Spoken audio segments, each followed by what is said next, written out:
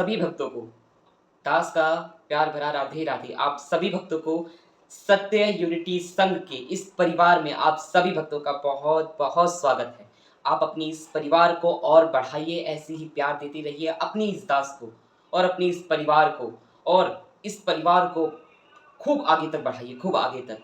और अपनी बात को आप रखिए। अगर आपको कोई भी बात दास से पूछनी हो, कोई भी परेशानी हो, कोई भी शंका हो, आपके करियर से रिलेटेड, जीवन से रिलेटेड, तो आप कमेंट बॉक्स में लिखिए और हमसे पूछिए। हम उसका उत्तर अवश्य देंगे। यह दास आपका मित्र है, आपका गुरु है, और गुरु से और मित्र से सब कुछ पूछा जाता है। तो आप सब, कोई भी परेशानी हो, किसी भी टॉपिक के ऊपर आप वीडियो चाहते हैं, तो आप दास को कमेंट बॉक्स में लिखिए। दास उसका उत्तर और उसके ऊपर प्रतिक्रिया अवश्य देगा। तो चलिए आज की इस वीडियो को हम शुरू करते हैं। और आज की यह जो वीडियो है, आप लोगों को पता है कि यह कलयुग चल रहा है, और कलयुग में आप लोगों ने यह देखा है कि भाई भाई में नहीं बनती। एक भाई को किस प्रकार होना चाहिए, इसकी कथा बहुत बड़ी है, पर मैं आज आपको एक छोटी सी कहानी के माध्यम से बताता हूँ कि एक भाई को किस प्रकार होना चाहिए। इस कलयुग में अगर इस कहानी को भाइयों ने अपना लिया तो कभी भी उनके घर में बंटवारा नहीं होगा। कभी एक भाई भाई के दुश्मन नहीं बनेगा, खूनी नहीं बनेगा, उसको अपने भाई का खून करना नहीं पड़ेगा। तो सुनिए, यह कहानी कुछ इस प्रकार है कि एक गांव था। उस गांव में दो भाई रहते थे। वह दो भाई, उनके माता पिता नहीं थे, उनके माता पिता बचपन में ही गुजर गए थे। बड़े भाई ने ही सारा भार अपने कंधों में उठाकर अपने छोटे भाई का लालन पालन पोषण सब कुछ किया, और अपने भाई को बढ़ा किया, घर बनाया, इत्यादि इत्यादि सब कुछ किया, लालन पालन सब कुछ किया। और वह दोनों भाई में घनिष्ठता प्रेम था। वो दोनों भाई एक दूसरे से बहुत ही ज्यादा प्रेम करते थे। अब प्रेम करते थे, अब एक समय ऐसा आया कि बड़े भाई की शादी हो गई। शादी होने के बाद वह तीनों बहुत ही प्रेम से रहने लग गए। अब कुछ समय बाद दोनों भाई का बंटवारा हुआ।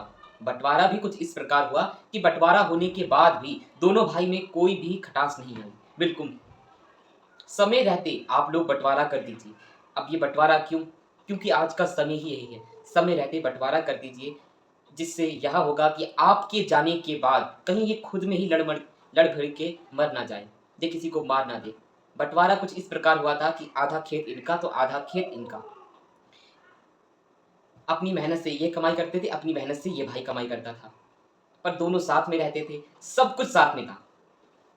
अब धीरे धीरे समय बीतता गया। अब एक समय ऐसा आया कि बड़े भाई के खेत में बहुत ही ज़्यादा फसल हुई, बहुत ज़्यादा, परंतु छोटे भाई के खेत में जो फसल हुई वो थोड़ी सी खराब हो गई। हर साल की तरह छोटे भाई का थोड़ा सा नुकसान हो गया था, पर वो विचलित नहीं हुआ। छोटे भाई ने बड़े भाई से कहा कि भैया आप ऐसा कीजिए, आप घर पे जाइए और भाभी माँ ने खाना बना दिया होगा, आप खाना खा के आ जाइए, फिर बाद में मैं चला जाऊँगा। अब बड़े भाई चले गए खाना खाने के लिए। उसके बाद छोटे भाई ने क्या करा? आप लोग ने क्या सोचा कि छोटे भाई ने क्या करा कि बड़े भाई के अनाज में से बोरियां कुछ इधर रख ली? नहीं, आप लोग की गलत सोच है। उस छोटे भाई ने अपने अनाज की बोरी में से 8-10 बोरी उसमें रख दी। उसने यह सोचा कि मैं तो अकेला हूँ, मेरा तो ये भी बहुत ज़्यादा है, परंतु मेरे भैया परिवार वाले हैं, उनका खर्चा मुझसे ज़्यादा है, तो उनको इसकी ज़्यादा ज़रूरत है। तो उन्होंने, छोटे भाई ने क्या करा, अपने गेहूँ की बोरियों में से 8-10 बोरियाँ अपने भाई के बोरियों में मिक्स कर दी। अब जब वो बड़ा भाई आया तो बड़ा भाई ने कहा कि अ, अनुज, आप, मैंने खाना खा लिया है, अब तुम जाओ और तुम भोजन पानी करके आओ।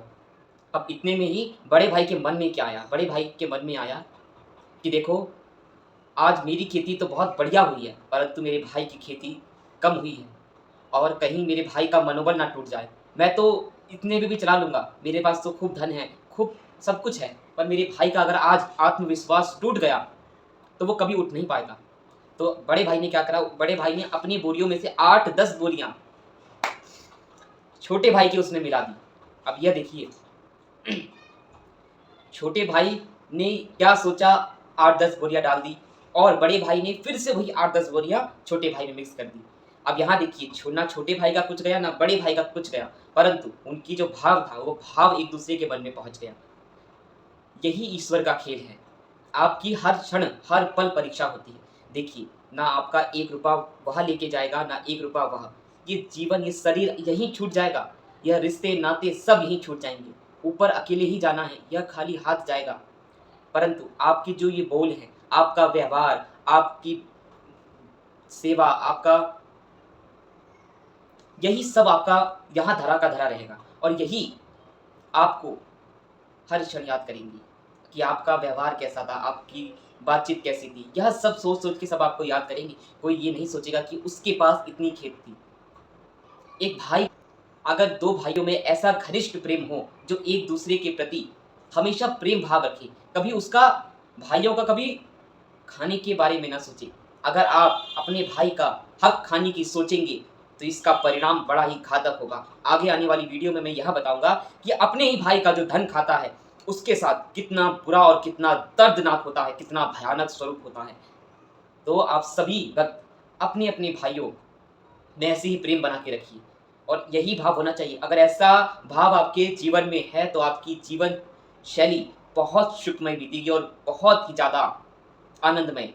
उस आनंद की प्राप्ति आपको यहीं हो जाएगी। तो आप सभी दोनों भाई एकदम अपने अंदर एकदम प्रेम रखें, और एक-दूसरे को बढ़ाने की सोचें, और साथ में बढ़ो और साथ में उठो। आप सभी भक्तों को राधे-राधे।